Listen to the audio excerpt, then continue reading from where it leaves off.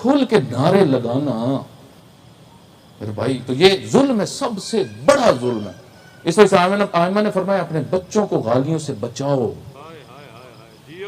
مشرک نہ بن جائیں بچوں کو۔ آئمہ کی حدیث ہے، فرمایا کہ غالی ٹھیک نہیں ہو سکتا۔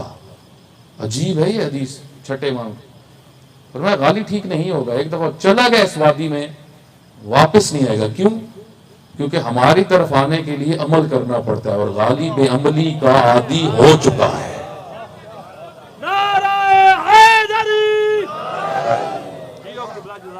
جو ایک دفعہ لا ابالی ہو چکا ہو۔ اس وجہ سے بہت سارے لوگ جو درمیانے ہوتے ہیں، اچھے ہوتے ہیں، جیسے حضرت عمر تھے۔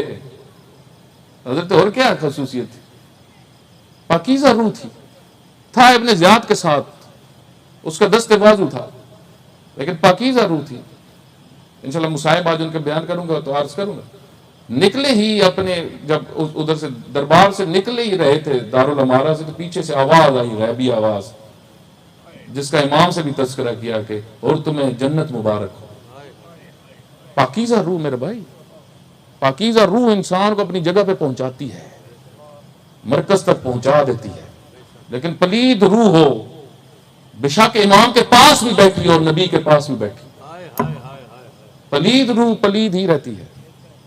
نبی کے پاس بیٹھنے سے یا امام کے پاس بیٹھنے سے، امام کے پاس، منافقین نبی کے پاس بیٹھتے تھے۔